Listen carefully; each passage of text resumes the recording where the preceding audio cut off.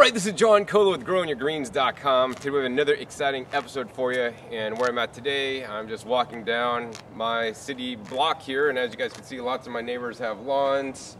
But actually, just recently in the last year, some of my neighbors actually have started to pull out their lawns and put in landscape rocks to conserve water. Some of them actually have put in landscape rocks plus raised garden beds. So actually, since I put in my project years ago, there's like 3 of my neighbors in my general area that are actually growing some food, and I don't know if that's because of me or not. Maybe they're just more interested in the food these days, but I'm glad that people are catching on and starting to grow food. And I think definitely a lawn is a waste of space. There's lots of upkeep and maintenance and water to be used. Now that we have had so much rain, we're no longer in a drought here in this part of California. But that being said, I do want to encourage people to always conserve the water resource, which is a great resource that we are running out of. So I decided to do something a little bit more different and more sustainable.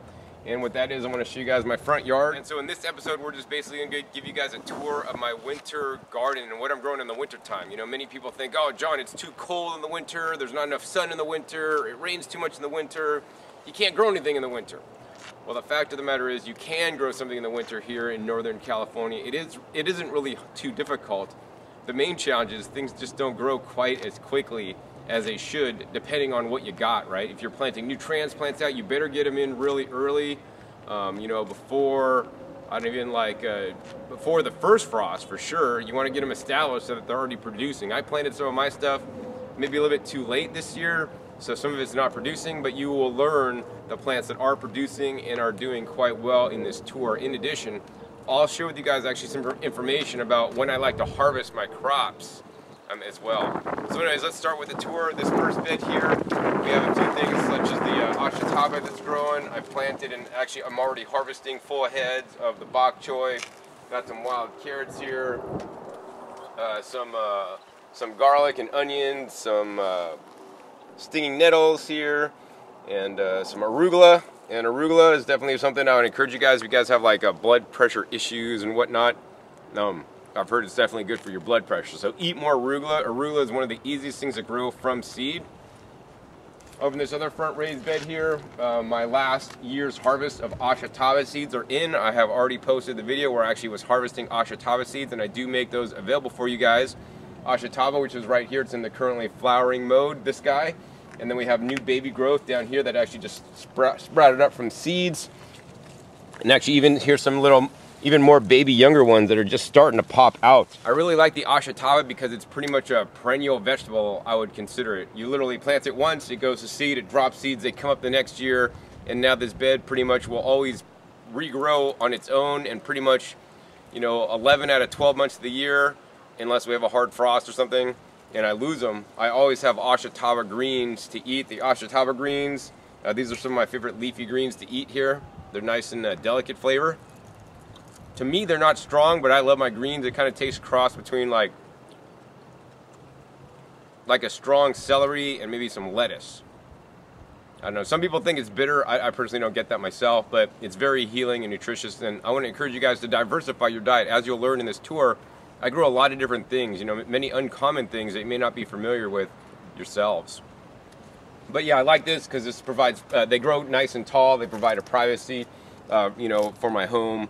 Also, they're pretty much maintenance free, They just grow and they get barely any pests or bugs or anything like that. In addition, I just got random things here, like some, I think this is some kind of collard greens here, and I've maybe have a few bok choys just mixed in, but pretty much the first 2 beds I'm growing are all the ashataba. Let's see, next going through my arbor here, I got a greenery growing on both sides. It didn't always used to be like this. I've grown multiple different things up here over the years. I've grown things like runner beans, like regular string beans. I've grown the Bolivian cucumbers in the summertime. But I basically have perennialized my arbor because, in the wintertime it used to look really barren, and I just see I'd see no greenery, and it kind of made me sad. So I really wanted to try to grow things that would keep their green all year long. So what I have here, this is known as the Akiba vine, and the Akiba vine, also known as it makes a They call it, I don't know why they call it this, the chocolate fruit, but it's not like chocolate at all.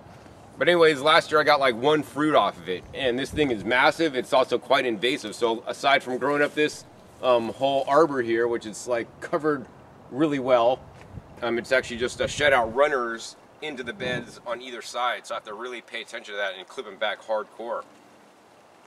So I like the fact that it's growing really well. I like the fact that it's covering my arbor. I don't like the fact that it's a little bit invasive and kind of grows a bit more wild than I would like. And I don't like the fact that I've only gotten 1 fruit off it since all the time it's been growing. But that being said, this year I've noticed that I have the most flowers of every year. So let me go ahead and see if I can give you guys a close-up on some of the flowers here. So there's some of the flowers. You guys can see there's a lot of them. Maybe we'll give you guys a close-up on some of the ones down here. But these flowers are really trippy looking. Like, look how they look. They're really cool. You know, this, if I look up into the canopy, there's just so many flowers, so I hope something, bees or something, are pollinating them. It's still a little bit too cold for the bees to be out this soon, but I hope a lot of these get pollinated. If I have like a good volume of fruit, I'll probably keep this plant, but if I don't, then I'm probably going to cut out this plant, because it's just, as much as it provides me green, it's not providing me a food source to eat. So then in that case, I might plant, I don't know, kiwis would probably be more productive, but they wouldn't keep their greens year-round, so I'll be on a search for other plants that'll keep its green year-round and provide me lots of fruit. So I want to encourage you guys to, you know, seek out plants that will work to your benefit. All right, here's another bed of the Ashitaba. Look at this. I mean, this guy is just really nice. Look at all these leafy greens I could eat. And besides the leafy greens, you could harvest the stems, and we'll just pull a stem right there. And if we just sit here and wait a second, you'll see the stem, it'll actually start to turn yellow, and it'll actually bleed this yellow sap known as a chalcones. But I just like to chew on this. Like celery. It kind of reminds me of celery, but has a different flavor. It's better if you get these young, because they're more tender and the fiber's not as like defined. You could chew it a lot easier. But the stalks are really rich in juice. I like to eat them a lot, and then of course I like to blend or juice up my greens too. But yeah, I mean, I have so much stuff, and I mean, some of these stalks are really tall. So I mean, celery takes a long time to grow. Ashitaba grows so much quicker. It's actually known as tomorrow's leaf. And they say it's tomorrow's leaf because if you pick a leaf today, it grows a new one by tomorrow. I personally haven't found that to be the case, but they do grow fairly fast once established. When they're really small, they're kind of, to get out of the gate, they start off really slow, then they start growing a little bit quicker. All right. Over on this side of my garden here, once again, more Ashitaba that actually I didn't plant here. The seeds just fell and they started coming up. So this is filling all the base around my gigantic fig tree here. This is a brown turkey fig. It's just kind of grown wild. I gotta like graft onto it one of these days, some nicer varieties of figs there. And then over to the next bed, this is more intentionally planted beds of annual crops. So we got things like the bok choy, red Russian kale, collard greens. I got sea kale, got some mustard greens, got some kohlrabi. Oh, and my favorite, I got the white. It's a white Siberian kale growing, really cool. And if we really look really close here, down on the bottom, in between, you know, the dinosaur kale, we got all these guys coming up. So I got mosh coming up, or lambs, also known as lamb's lettuce, and we got these guys coming up, which is the miner's lettuce. So I didn't plant these guys, and here's an Ashitaba coming up. I didn't plant these guys, but these guys act as a ground cover and provide me more food in the same space I'm growing my brassica family plants without me even planting them. So I'm all for that. And I have another episode actually on the weeds where I talk about actually how I do this. Over on this side, we have a bed of lettuce. So I planted lots of red lettuces. As you guys can see, they're kind of like in a row. So I have like diagonal rows of like green, red. Well, green, I lost a few of the greens here, but red, green, red, green, red. And then at the end here, we got some beets growing. For the beet greens, also the beet roots. And then over on this bed here, this is a long bed. It's like 4 feet wide by about 40 feet long. And this runs a perimeter between me and my neighbors. So I have lots of different trees and shrubs planted to produce food. And this also acts as a privacy barrier. It's more effective as a privacy barrier in the summertime when all the leaves are filled in. Although the first two trees I have here are the pineapple guavas, which keep their greens all year long. They don't drop the leaves like some of the other trees. And then also below here, I've just mixed in like black raspberries and some thornless blackberries as well. So they kind of fill in really nice. Moving down, I got a pomegranate tree here, and the pomegranate hasn't really ever produced well for me, so I might be considering pulling that out, or at least hacking it back a lot or something.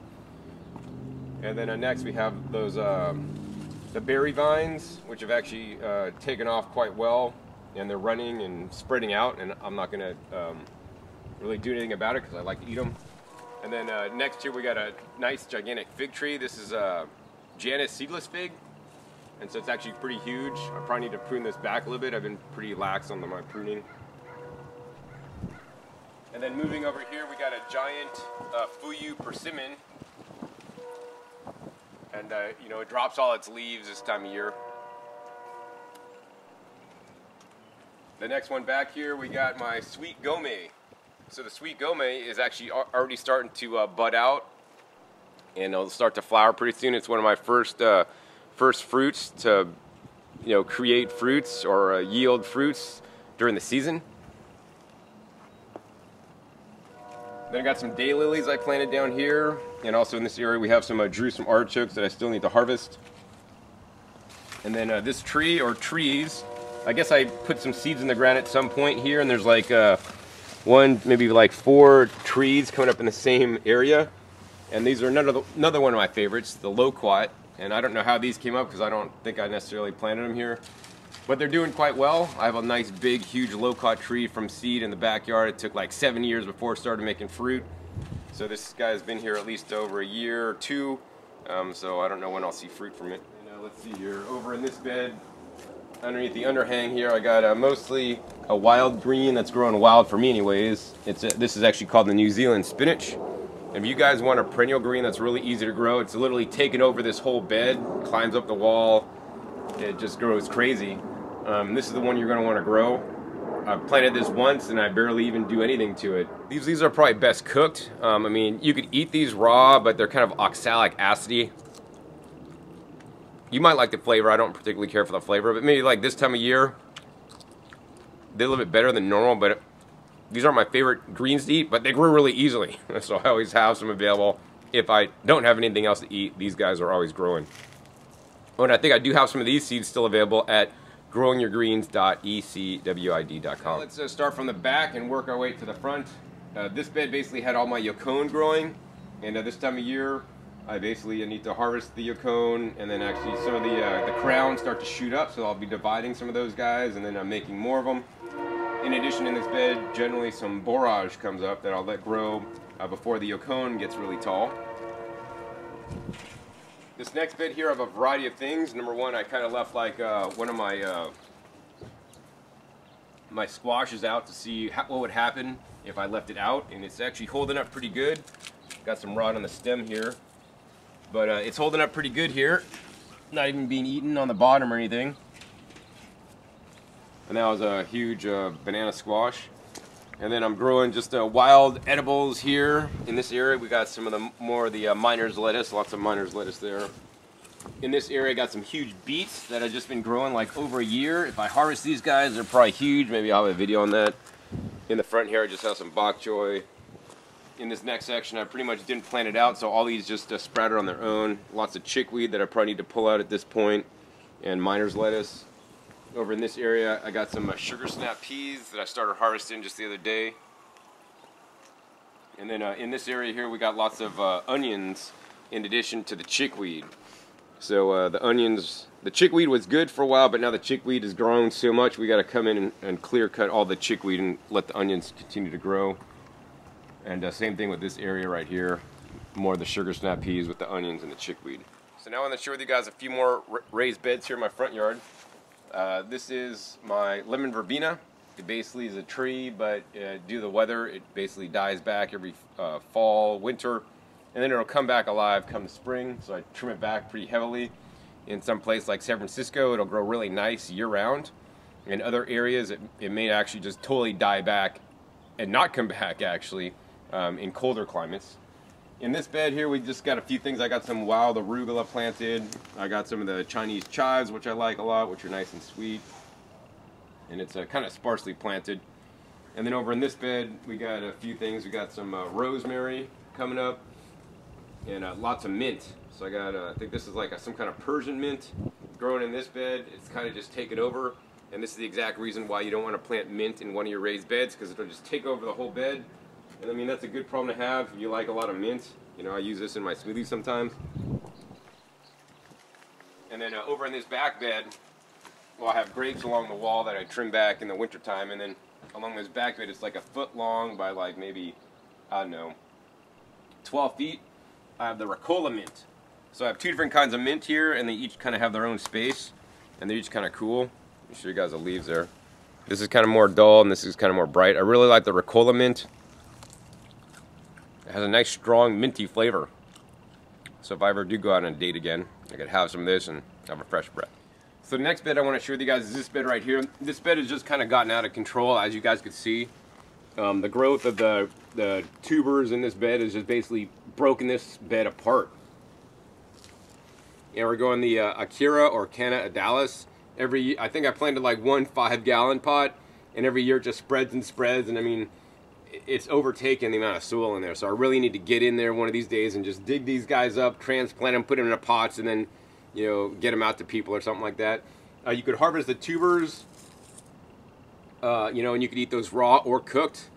And I haven't really done that yet. I tried them raw once, and they weren't really that good for me, or I didn't really particularly care for the flavor. So like, to me, this is more of a famine food. But it's a famine food that grows really well. So if you're like one of those prepper types, you have some space and area to grow, acreage for example, you definitely want to put some of these in along with one of my other favorite ones, the Jerusalem artichokes. They also just grow without any care and management, and you'll always have some food available. In addition, some wild bronze fennel came up in this area. Oh, and then over here, I got to trim some of this stuff back, but the hot and spicy oregano is hanging on here. Yeah, lots of trim back here. Some of this stuff looks pretty messed up. And then over in this bed here, we basically got just a lot more ashitava and ashitava seedlings coming up down below. I mean, ashitava is just really simple and easy to grow. It's one of my favorite crops, and that's why I grow so much of it, and I just want to include more of it in my diet. And one of these days I'm going to start to process my ashitava leaves and start drying them into ashitava powders, and maybe even make those available for you guys that can't and are unable to grow them. So I think I've pretty much covered the whole garden for you guys today. The last bed I want to show you guys is right here, and this is the bed I was kind of working on today. And this bed basically has my garlic planted from the cloves, and they're going to turn into new bulbs, each one of these plants. They've been growing actually quite nicely here in Northern California. And then in between the garlics, I planted the lettuce. So the garlic does a few things. Number one, it allows me to grow more food in the same amount of space, because I just planted the lettuce, the spacing I would normally space the lettuce. And then I planted the garlic in between so that I could have more food. Plus the garlic may make some oils and basically deter pests from the lettuce. So I have a mixture of lettuce and garlic all the way down, including some red Russian kale. Growing in the bed at the ends, I love to grow cilantro. Cilantro is one of my favorite herbs. So I think that pretty much brings us to the end of my front yard winter garden tour this year. I mean, I'm growing some cool stuff, but like, to me, like, I haven't dedicated a lot of time to my garden this year. I've been traveling so much and been really busy. So, you know, your garden will reflect how much time and effort and energy you put into it. So I want to encourage you guys to actually put some time, energy, and effort into your garden.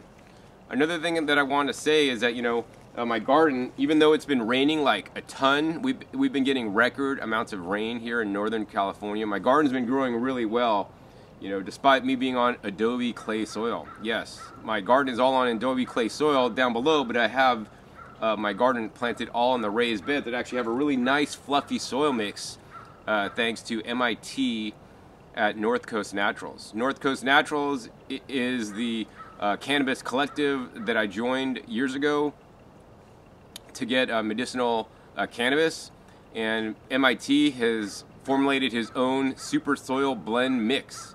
And so unlike many cannabis growers that might use their super soil mix like one for one grow, he uses it multiple grows. So he uses the first grow, a second grow, and a third grow, and each time he grows in it, the next time over, it grows even bigger and better, and he doesn't actually use any kind of chemical nutrients, you know, to add to his super soil mix. He just grows in it, and it gets better over time, over the seasons. Finally, after the third, you know, harvest of his medicinal crops, he'll basically start over with new soil. So at that point, he needs to get rid of all his old MIT soil, which actually costs him probably around $500 a yard to create, which is insane. I would never spend that much money on my soil.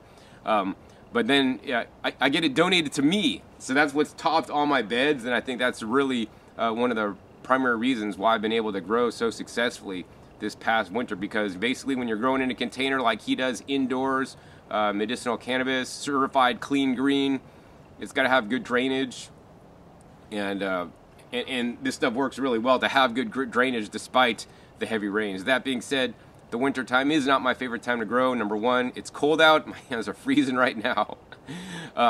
Number two, there's not as much sun, you know, which I'm a sun creature. I really like the sun. I don't like when it's like overcast. And number three, it rains a lot, and I don't like the rain. My plants may like the rain, but you know, lately they've been getting flooded out. But nonetheless, they're still doing pretty good. I had a few lettuces with some, you know, rot just due to the excess moisture. But yeah, I would encourage you guys to grow in the winter time if you're able to. Even though things grow slower, you know, get them established early, they're going to do a lot better. And at least minimally grow something like Ashatapa, right? That, as you guys can see, it's just rocking and rolling in my garden despite me really not paying too much attention to it. So there always is a way to grow some food today, and do the best you can with the resources you have. And be sure to check with, you know, medicinal cannabis growers in your area that are using, you know, clean products that aren't spraying or using, you know, chemicals and all this kind of stuff, and see if you could get their old soil, right? They'll probably just want to give it away and get rid of it, and so you could probably get it for free or cheap, and that's a good input for your garden, and so you guys could grow some higher quality stuff. So yeah, if you guys enjoyed this episode, this tour video, hey, please be sure to give me a thumbs up to let me know. I'll be sure to do more tour videos in the future. I'm going to be doing a summer tour video is the next tour video I'll be giving you guys, and hopefully I'll get this place rocking and rolling for some really cool summer crops this year. Also be sure to click that subscribe button right down below to be notified of my new and upcoming episodes. I'm coming out about every 3 to 4 days. You never know where I'll show up or what you'll be learning on my YouTube channel. And also be sure to check my past episodes. My past episodes are a wealth of knowledge. Over 1,200 episodes now at this time, dedicated to teach you guys all aspects on how you guys could grow your own food at home. I get to travel and visit so many different cool places along the way and share with you guys experts from all over as well. And so with that, my name is John Kohler with GrowingYourGreens.com. We'll see you next time, and until then, remember, keep on growing.